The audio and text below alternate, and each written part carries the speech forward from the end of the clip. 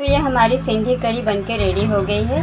तो अगर आपको ये सिंधी कढ़ी की रेसिपी पसंद आती है तो लाइक शेयर कमेंट ज़रूर करें और साथ ही सब्सक्राइब भी करें। तब तक के लिए नेक्स्ट वीडियो में नेक्स्ट रेसिपी के साथ मिलते हैं। फिर तब तक के लिए बाय।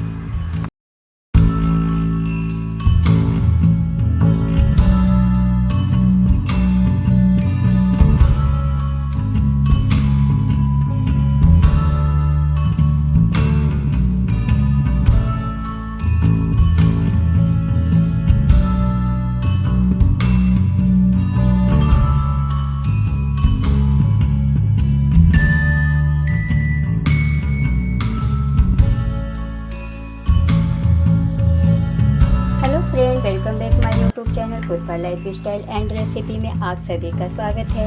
तो आज हम बनाने जा रहे हैं सिंधी कढ़ी की रेसिपी। तो वैसे तो हम सभी के घरों में कढ़ी बनते हैं, अलग अलग तरीक़ों से कढ़ी बनाते हैं।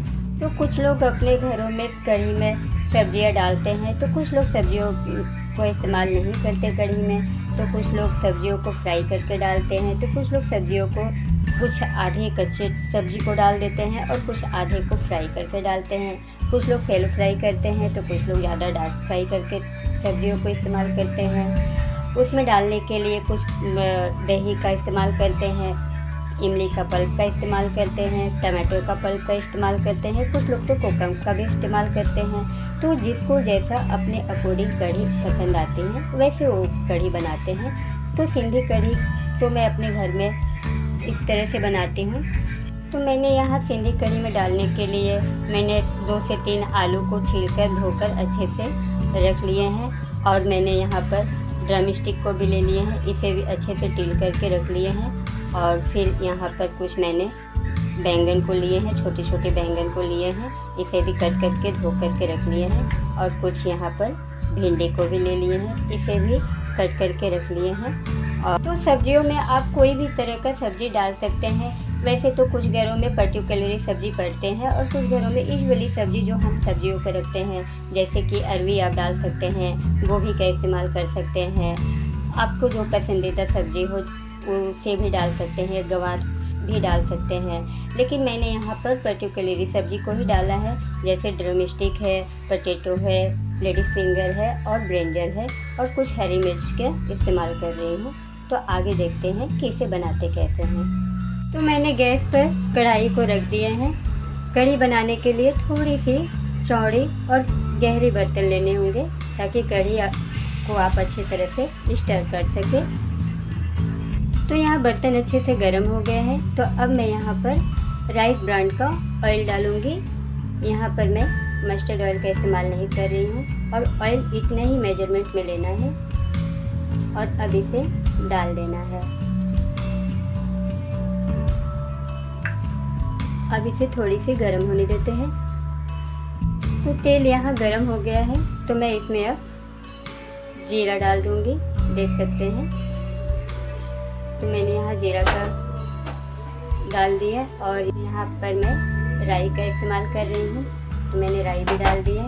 और यहाँ हाफ टी स्पून के आसपास मैं मेथी दाना ली हूँ, तो मेथी दाना को भी डाल दी हूँ।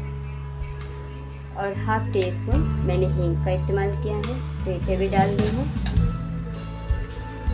और अब मैं इसमें हाफ कप बेसन ली हूँ और अब इसे भी इसमें डाल देंगे।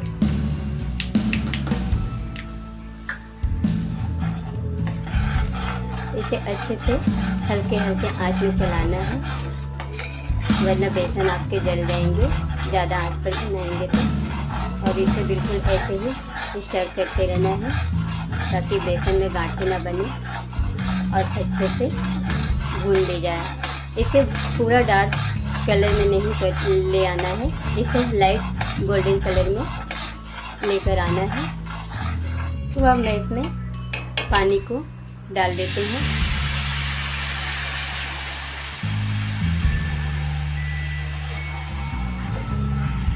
मैं यहाँ लाल कश्मीरी मिर्च का इस्तेमाल कर रही हूँ। इसी बीच में मैं हल्दी पाउडर को इस्तेमाल कर ले रही हूँ। इसमें मैं यहाँ पर ग्रेटेड की हुई अदरक का पेस्ट को डाल रही हूँ। मैं इसमें 2 बड़े टमाटर का प्यूरी बना कर रख लिए थे, तो अभी इसे भी मैं इसमें डाल दूँगी।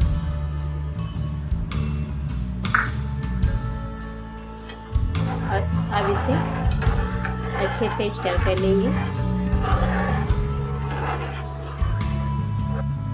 और अब सभी चीज़ों को डाल दिए हैं, तो अब इसे अच्छे से स्टर कर लेंगे और इसे 10 मिनट तक अच्छे से पकाएंगे। और अब मैं इसमें टेस्ट अकॉर्डिंग नमक को डाल दे रही हूँ।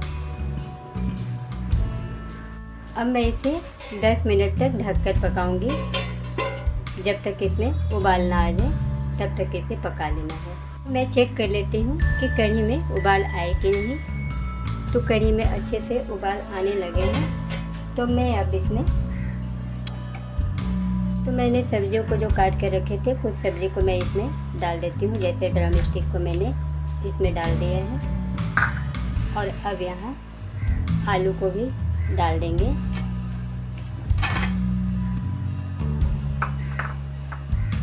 और फिर इसमें मैं कुछ हरी मिर्च को भी डाल दी हूँ। और अब इसे अच्छे से फिर से स्टर कर देते हैं। और फिर इसे ढककर पकाएंगे।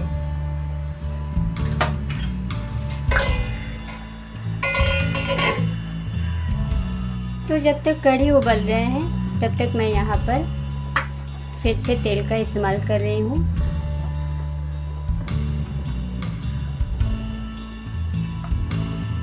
और फिर इसके बाद तेल को गर्म होने देते हैं। तेल हमारा बिल्कुल अच्छे से गर्म हो चुका है, तो मैं अब इसमें बैंगन का और फिर यहाँ भिंडी को भी डाल दूँगी। तो बैंगन और भिंडी यहाँ पर अच्छे से भून लेंगे।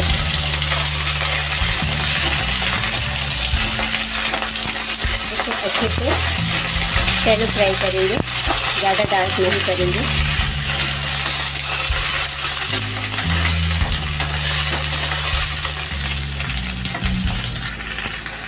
और भिंडी और बैंगन में मैं थोड़े से नमक का इस्तेमाल कर लूँगी। और अब इसे अच्छे से फ्राई कर लेंगे।